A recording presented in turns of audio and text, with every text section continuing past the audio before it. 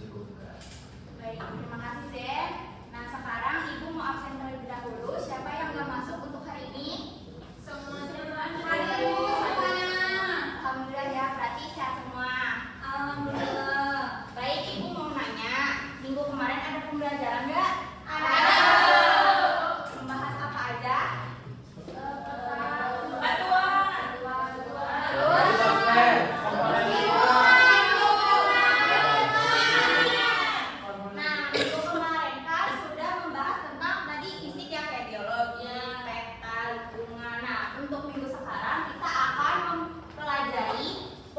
Sumber daya alam di Indonesia dan pengaruhnya terhadap kehidupan. Nah, di sini ada tujuan pembelajarannya. Yang pertama, mampu memahami apa itu sumber daya alam, dapat membedakan klasifikasi sumber daya alam, dapat mengidentifikasi potensi dan sebarannya. Baik, sebelum dilanjut, Ibu mau nanya nih, kalian tahu nggak apa itu sumber daya alam? Sumber daya yang ada di alam. Nah, benar. Nggak jauh beda ya apa yang tadi disebut sama si Zedan, bahwa sumber daya alam adalah segala sesuatu yang berasal dari alam dan bisa dimanfaatkan untuk manusia untuk memenuhi kebutuhan hidup. Jadi, apabila sumber daya alam itu bisa mensejahterakan untuk kebutuhan manusia, itu bisa disebut sumber daya alam.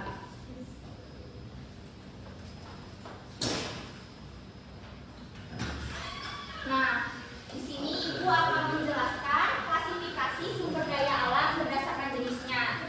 Nah, yang pertama itu ada abiotik dan biotik. Nah, kalau abiotik itu adalah sumber daya alam fisik yang berbentuk benda mati di lingkungan kita. Nah, yang bisa dimanfaat juga untuk memenuhi kebutuhan manusia. Kalau biotik adalah sumber daya yang berasal dari makhluk hidup, baik tumbuhan maupun hewan yang bisa dimanfaatkan untuk memenuhi kebutuhan manusia.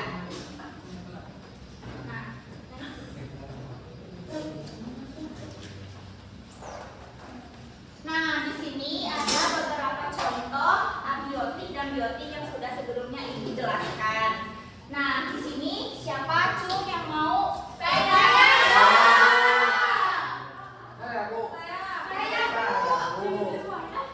Jadi kalian tulis mana abiotik, kalau abiotik itu A, kalau biotik itu B.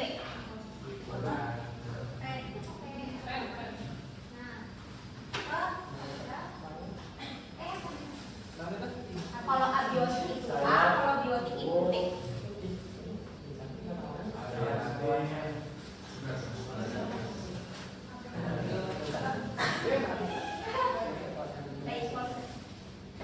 Baik, benar ya. Yang sudah Misalnya jawab bahwa kalau misalkan air itu abiotik, kalau misalkan tumbuhan itu biotik, kalau misalkan batu itu abiotik, dan hewan itu biotik. Hadiahnya di akhir ya, beneran?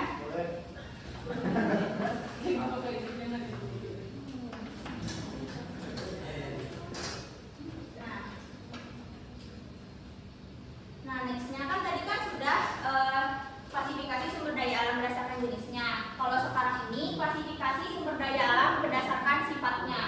Yang pertama itu sumber daya alam yang dapat diperbaharui adalah sumber daya alam yang bisa dipakai berulang kali karena bisa pulih dengan cepat gitu. Apabila sumber daya alam misalkan itunya habis, kayak nggak butuh waktu yang sangat lama gitu untuk memproduksinya kembali. Nah, yang kedua itu ada sumber daya alam yang tidak dapat diperbaharui, adalah sumber daya alam yang jika habis butuh waktu yang sangat lama untuk terbentuk kembali, bahkan tidak bisa digantikan. Jadi kalau misalkan sumber daya alamnya itu habis, bisa saja gitu prosesnya berkembali, cuma butuh waktu rentang yang sangat lama.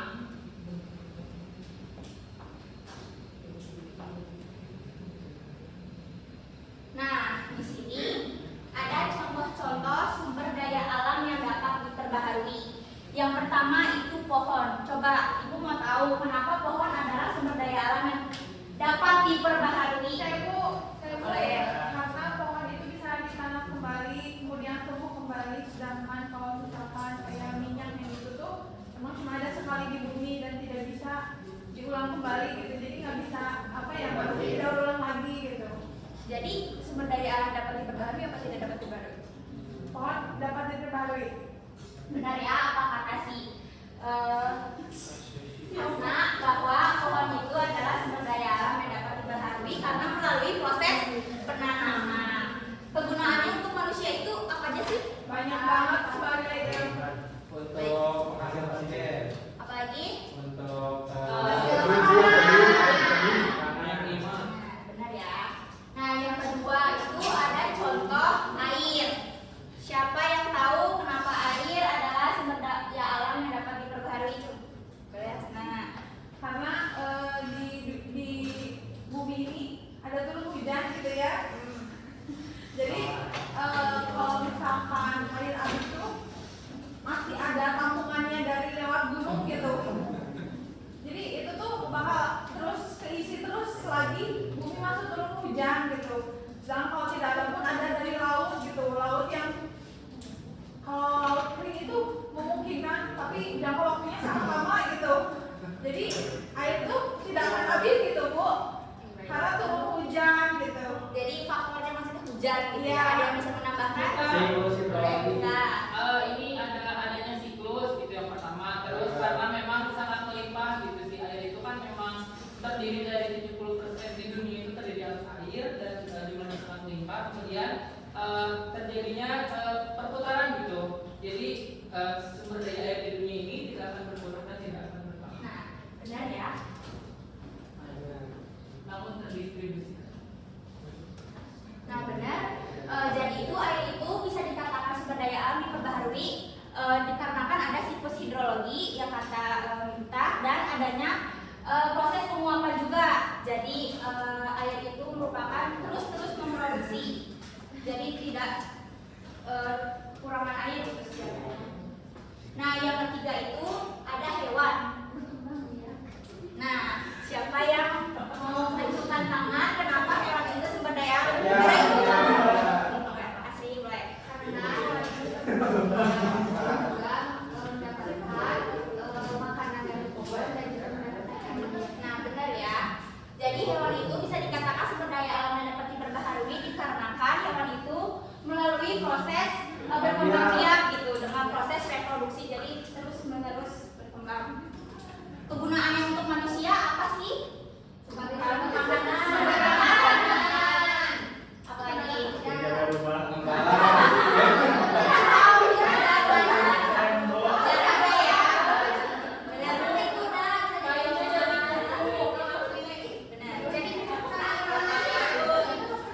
Nah, di sini ada sumber daya alam yang tidak dapat diperbaharui. Yang pertama ada minyak bumi, batu bara, dan emas.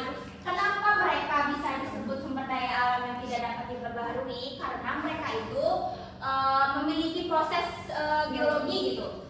Jadi mereka memerlukan waktu yang sangat lama untuk memprosesnya kembali. Jika apabila sumber daya ini habis, bisa saja tidak bisa memproduksinya kembali gitu, tidak bisa dimanfaatkan kembali.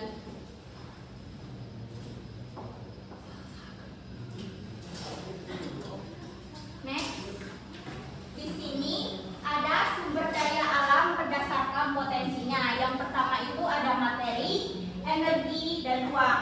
Nah, kalau sumber daya alam materi itu adalah sumber daya yang dapat dimanfaatkan dalam bentuk fisiknya. Contohnya seperti kayu, emas, besi, batu. Kalau di kehidupan sehari-hari itu apa?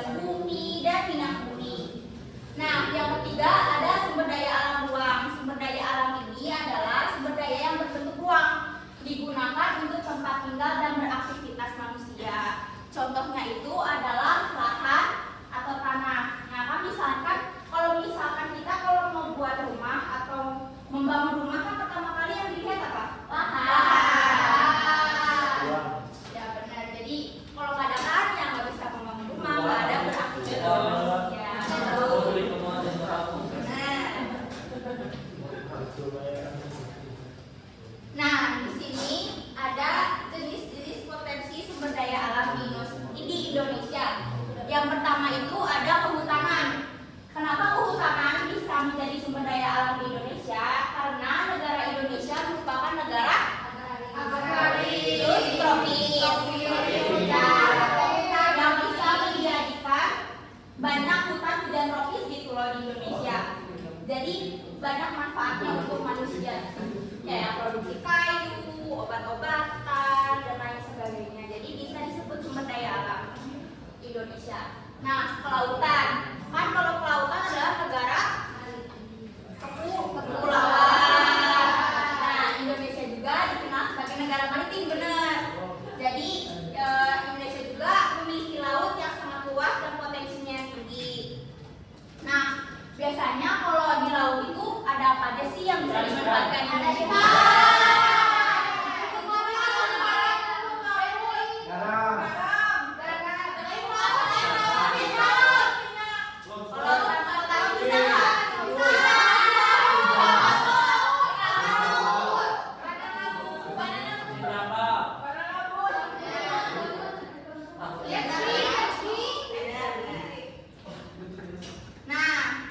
Selanjutnya pembelajaran sudah selesai dan sekarang kita akan mulai. Ibu ada game nih, namanya game truth or dare. Jadi pertanyaannya terdiri dari dua macam. Truth itu teka-teki, dare itu tantangan. Terdiri dari 3 soal, masing-masing 3 soal. Masing-masing. Terima kasih. Nah, yang pertama speed terlebih dahulu. Nanti pertanyaan akan dijawab oleh kelompok yang paling cepat angkat tangan. Ya. Jadi ibu mau bagi kelompok jadi 4. Nanti masing-masing kelompok harus mempunyai nama kelompok yang unik gitu.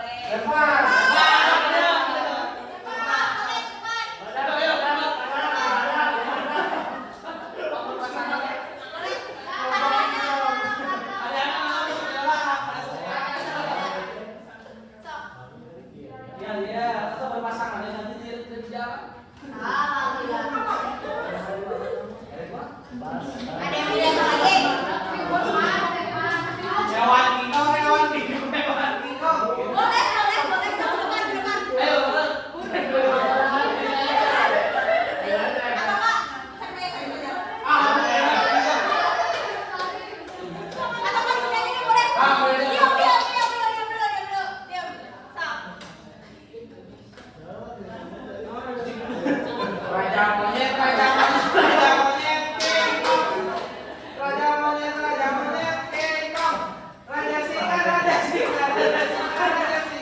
Raja alam.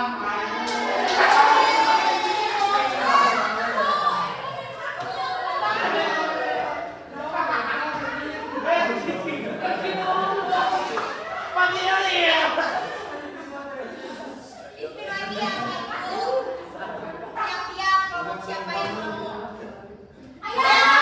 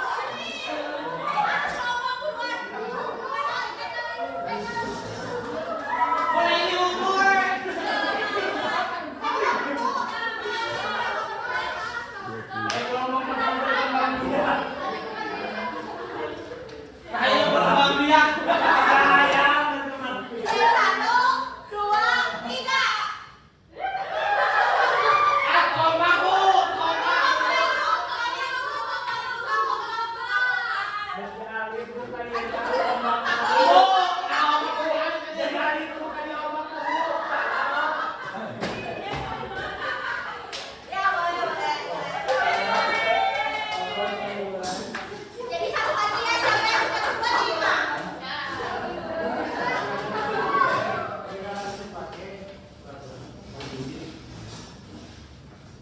Kiko.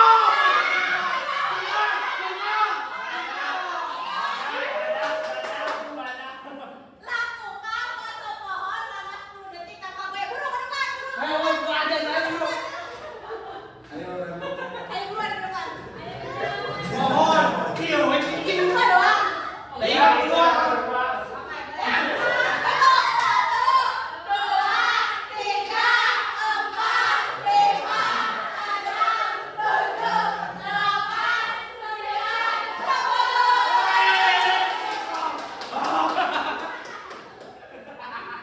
Jadi pemenangnya Bintang ya.